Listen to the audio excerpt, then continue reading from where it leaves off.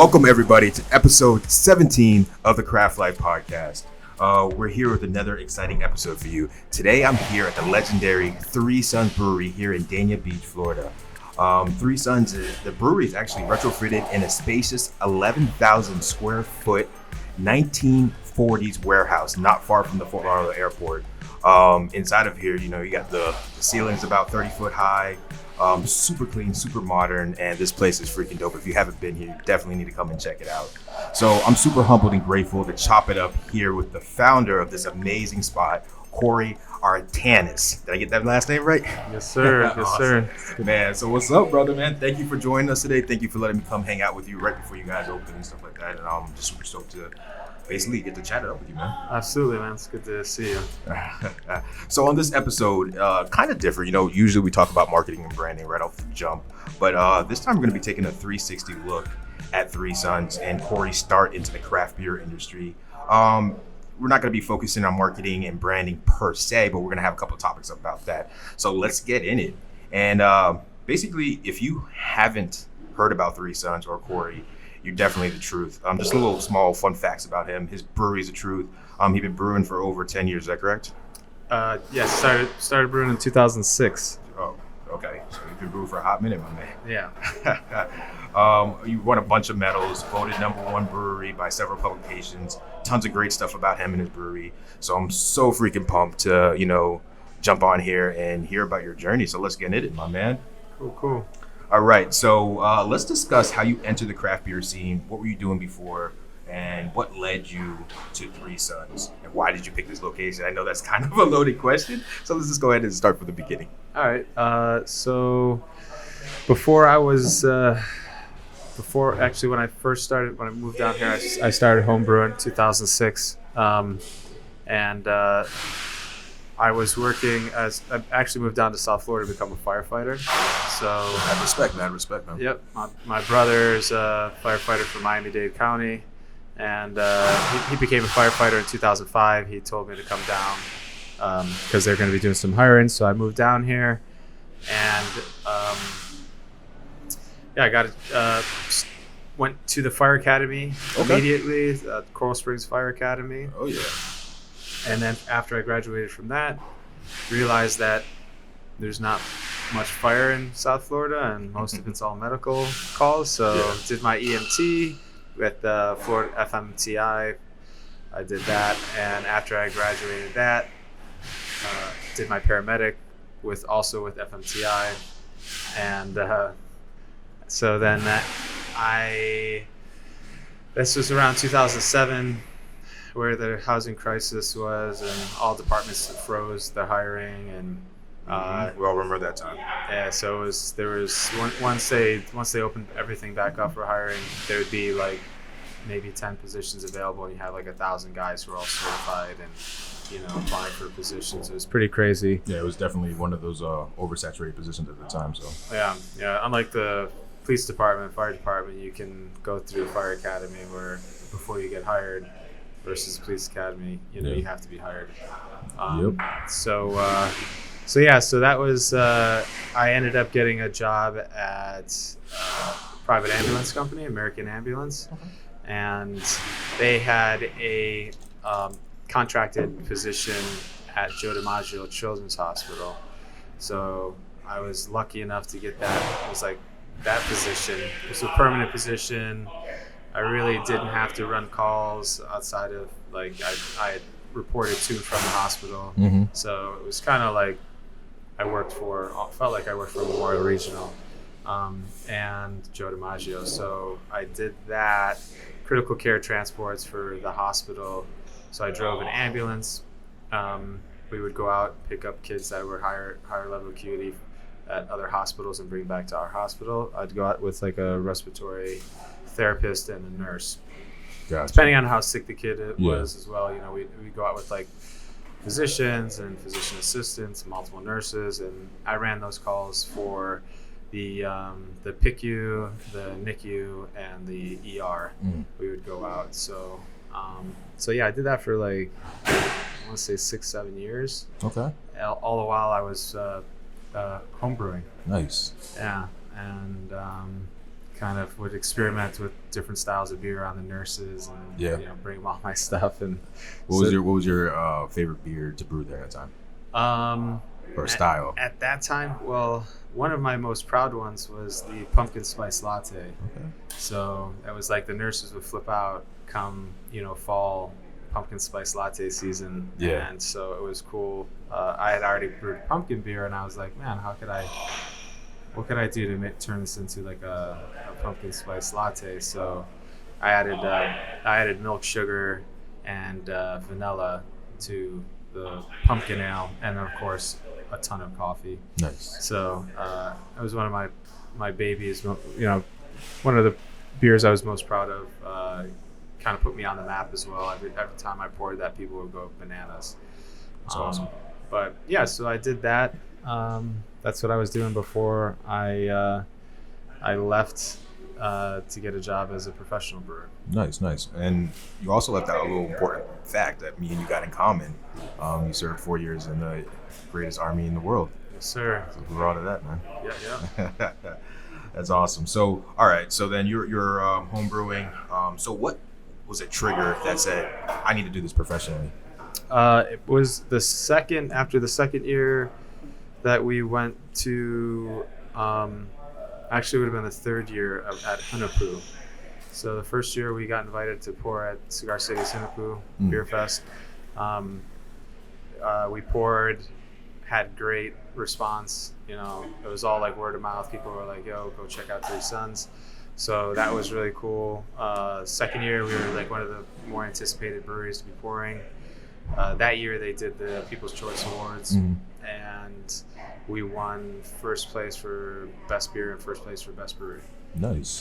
Which was crazy, very crazy, because we were like pouring next to like Toppling Goliath, and there's like over 100 breweries there that were like badass professional breweries. So that was really dope. And then that third year, we went back. We won. And this is when you're brewing at home, everything at home, huh? Yeah, the first year was all at home. The second year, I brewed beers at the Brewers Tasting Room in St. Petersburg, because the beer had to come through licensed. They had to basically purchase it. And then the third year, I was brewing by that time I was brewing full time at the Brass Tap. Okay. So Flagler Village Brewery, which is now what it's called, and I was brewing at in Naples, the Brass Tap in Naples, which was called South Cyprus at the time. But so some of the beers I was brewing came from those locations, and so that third year that I went, we placed first place for best brewery. We won first and second place for best beer. Oh wow! Yeah, man. So that was like crazy. That was the point where my father is my business partner. He poured at every Hunapoo with me. He's always been involved with craft beer, and that's awesome. So we were like, all right, it's time. Yeah, let's do this. So where did the name come from, Three Sons? My wife came up with the name. I have 3 sons. We have 3 sons. So I wanted to call it three barrels. I wanted like the number 3 to be in there, and she's like, why don't you just call it like 3 Sons? And I was like, to me it sounded like a moving company. I was just like, but then it grew on me, and my other cousin, her husband designed our logo.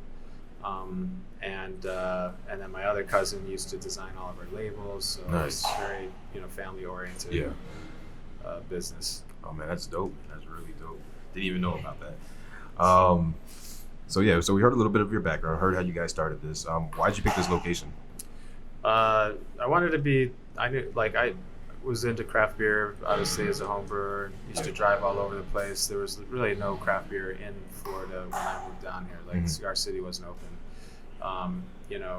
So once things started popping open, like in Boca or Miami or whatever, people they'll drive for good craft beer. So I wanted to be somewhere centrally located between like Boca, Miami, and like Weston. Like easy access, right off the highway. You can drive from anywhere or come out from the West Coast, and so that was kind of why I was looking for something in the 95 area. Oh, nice. So the aesthetics of the layout over here, how did you like come up with this, or what was your thoughts when you first came into this warehouse and you're like? Yeah, so like literally nothing was here. The only thing that was here was the stairs and the second floor, the mezzanine, and that railing. There was no drywall in here, like none of these walls. This was like an empty shell warehouse. Yeah. My father has a pretty good vision when it comes to I guess architecturally, like building out places. He was used to like flip houses. Okay. Like buy old like Victorian style houses in Buffalo. We have a ton of them, and then like renovate them and knock down walls. So he did the work himself too? Well, we had some guys come down from Buffalo who helped work on the build out, but he did a lot of the design in regards to like with the bar, and he also, prior to us opening, probably traveled to at least like 20, 30 different breweries in the nation. Just to get an idea on the aesthetics and layout and stuff like that. That's dope. Exactly. Yeah. He really did his homework. So he was all over the place. And so we came up with the concept, and the kitchen was designed by Chef Nikolai. He came up with the concept for the kitchen design, which has been great. For sure. So it's it was pretty cool the way it came out. The building's not sprinklered, so unfortunately we can't. We have to have firewalls in between the brew house and the tasting room, so you really can't see into it. But I wanted people to feel like all the breweries that I had been to, the ones that like resonated with me the most, were the ones that I walked into, and like the tanks are right there, and like you see the brew house, and like you really feel like you're in a brewery. So we decided to put our largest fermentation vessels out in the tasting room. So and during your build out, you guys had to plan for the large ones here, or were they here during? Yeah. Okay, perfect. Yeah. So we had to make sure we built the floor up, and so it could support the weight, and also had to slope the floor to the trench drains and things like that. So, Nice. Yeah. So let's talk about the Blackest Beautiful Stout. Let's discuss your participation in this and the future of Three Sons working on this project / initiative. Cool. Yeah, absolutely. So obviously, Weathered Souls, they started this initiative after George Floyd was murdered, and so basically, it's to raise awareness for social injustice. They also did this to raise funds for people who have been like wrongly accused, and for like police brutality cases and whatnot. So it was really important that we be a part of that. Definitely resonates at home. I'm not sure if you know, my wife is Black, but so it definitely resonates with us. And we wanted to do everything that we could to help out. That's awesome, man. So they did that. We did the first rendition with them, and they reached out to us again about like, I want to say, what was it? Maybe like 2 months ago. They had partnered with Walmart to do a release. And we were the only Florida brewery who participated in the release for the beer that was dropped at Walmart. Which was like an honor for us to be able to do that. And we raised our charity that we donated to is the New Florida Majority. Okay. So I believe the first check we wrote them was like for like $6,000. Oh, man. And that's awesome, man. Yeah. So it's just something that's important. And if and when we can do it again, I'm sure we'll hear from the guys at Weathered Souls again. For sure, however they want to do it again, we're definitely down But for the cause. So. yeah, big ups to you guys and stepping in and doing that. You know, being the only Florida brewery that did it. That's awesome, right? Yeah, absolutely, man. So that's awesome. Now, something that I've been toying in my head and something that we've seen online, the direct-to-consumer model. You know, I see civil societies shipping outside of Florida. Do you see this being a future in craft, craft breweries sending direct to consumers? yeah, for sure.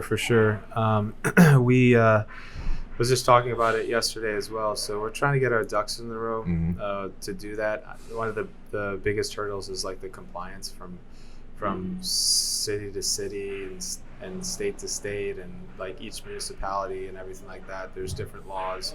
You know, some states or cities you can only someone can only buy X amount of cases of beer a year. Yeah. You know, you can only ship so much to certain people. And then there's different taxes, and it's just like in every county and this and that. So it's pretty in depth. We're looking at outsourcing that, which I'm pretty sure most breweries are doing right now to handle the compliance. But yeah, it's definitely the future, 100% on our radar for. That is awesome. Yeah, I definitely think that's going to be huge for every brewery. And I think just with COVID and the new world is like people are just into that. As I was driving over here, my buddy, he's also a fellow officer, and I'm looking at his door and he's having, I'm not sure what delivery company shipped or whatever is delivering his groceries still, you know, and he's still out in public, but he's finding it more convenient for them to still drop off his groceries and stuff like that. And so I think that's going to be a path that a lot of people are just going to go ahead and do for convenience wise and stuff like that. Plus the people who can't drive down here obviously would love to get your beer, and so that's going to be huge. Yeah, man. Now let's talk about your label design, my man. You guys, since day one, since I see you on my radar, you always had creative label designs, and now that you guys are you kind of shifted in a different direction. Let's talk about that process and the shift and everything like that. Yeah, so when we had first opened up, my cousin had designed our bottle labels and can labels. So bottle labels were always like something like clean cut, modern, that like true to our brand. As Three Sons, it's not like crazy, name or anything like that. So that was kind of the concept behind that. And then for our can label, I just wanted something that was recognizable. So our first cans that we had, there was like a pattern of hexagon threes that wrapped around the can, and then we would drop like different color backgrounds or maybe like an image in the background, but it always would have that three hexagon pattern that ran across the can. It was just for the simplicity of the design and brand awareness. Yeah, exactly. Just so people can recognize the brand easily. But it was easy. It was there wasn't a whole lot crazy thought that went into it. We switched the color up. Maybe put a city in the background or some swirls or whatever. Whatever. Did a couple different things, but so I wanted to once we had COVID hit and we were closed for 3 months. At the tasting room, everything was to go curbside. It really allowed us to step back, really reevaluate our brand, where we were going and how we wanted to get there. So, the quality of beer that we were putting out, and we were actually ramped up our production because of the fact that we weren't selling everything over the bar. Forced us to brew more beer and sell it all wholesale. So a lot of beer was going on for distribution. Most of that was overseas and some spots in the United States because they had already had their waves overseas, so they were people were buying beer and going out a little bit more. That's awesome. So luckily for us we were able to do that, and so we ended up stepping back, reevaluating ourselves. We hired a social media guy, Magic, who was able to really portray the image of what our beer is and the quality of the beer with his photography and videography, which he's great at. And then we started looking for a new graphics designer or designer or illustrator, and we try to figure out what direction we wanted to go in, whether it be like the illustration, something that was unique. We just wanted something that kind of like spoke Three Sons, that when people saw labels they would recognize it, or like just kind of spoke to our brand. So we found a guy in New York who was one of the guys that we had do some labels, and I really digged his work. Vibed with me. I can give him some ideas, and he would was killing it. So Kyle's been doing all of our can labels, and Ruben, who he has been doing most of our bottle labels from the beginning. So he also still does our bottle labels. Ruben has a different aesthetic, a little bit. So it's cool. We have two great designers that are really killing it. It's fun to work with them. Yeah, it's looking good, man. So thank you. Big ups to you guys. Thank you. Awesome. So without giving any secrets, what marketing and branding tactics does Three Sons do that really separate your brewery from everybody else?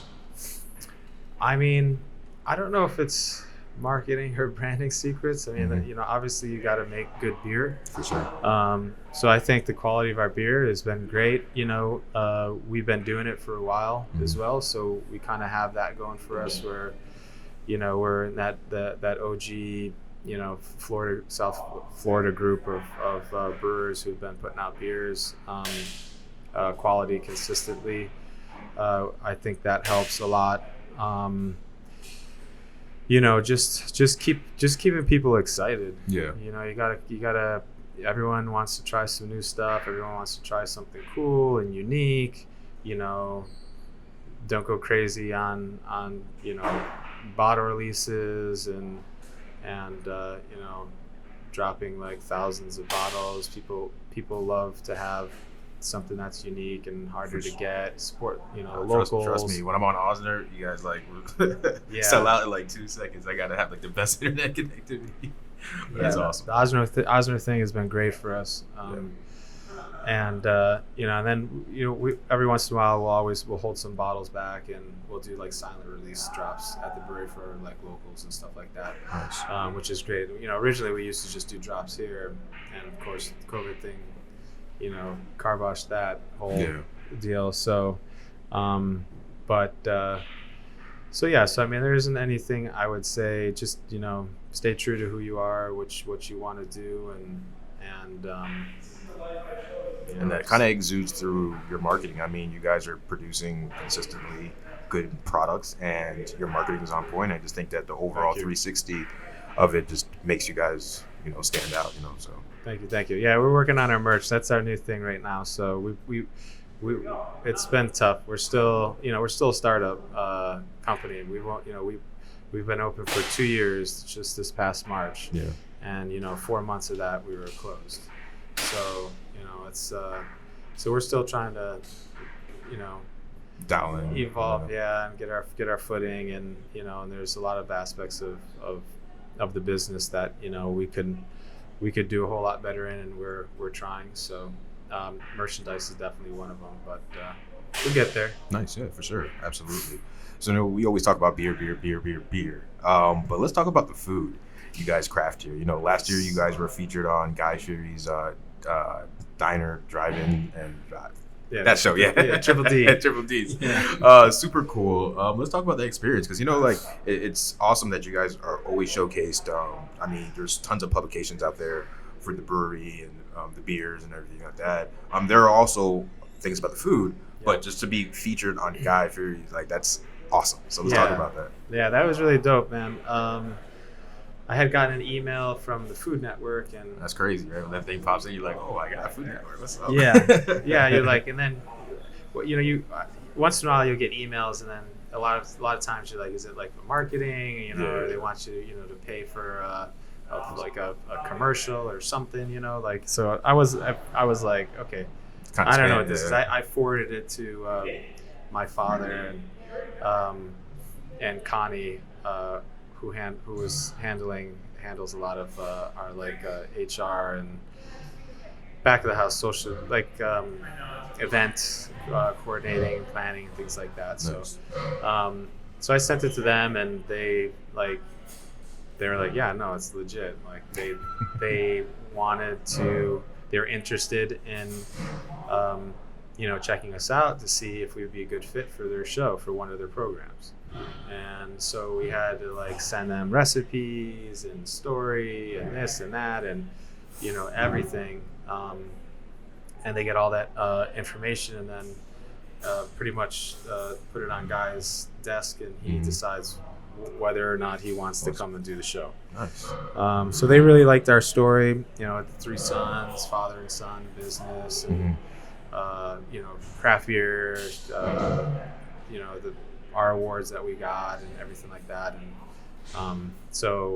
and then the food aspect of it as well. So so we were lucky enough to be one of three.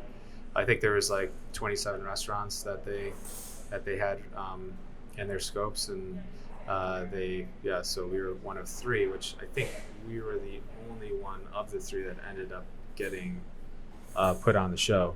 Oh wow! That's awesome, it was crazy, but yeah, and it was the season finale, and we were the last restaurant to be shown on that episode, which was really cool. It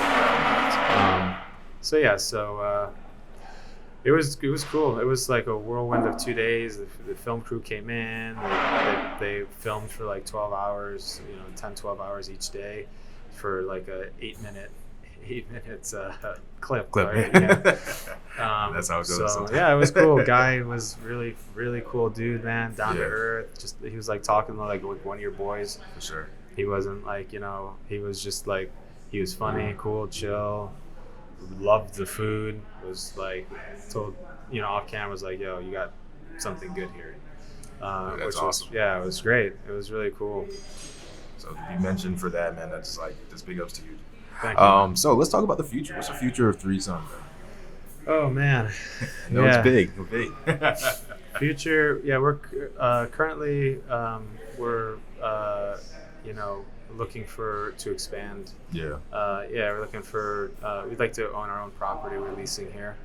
And we also need a little expansion as far as like production wise. Right now, this year we're on track to max out our brew house. Oh, wow. So we're going to be purchasing the next month or two. We'll be purchasing some more fermenters. We want to get a canning line, a centrifuge, all the toys. So that's kind of like an immediate future. But yeah, like for us, we just expanding, larger location, maybe doing something with like a food hall concept. Is we've been kicking that idea around. And just getting more of our beer out to people who want it. For sure, man. So thank you so much, Corey. I'm really honored that you took the time out to chat with me today. Like I said, man, if you haven't been here, definitely have to come here. Three Sons is located at 236 North Federal Highway, Unit 104 in Dania Beach, Florida.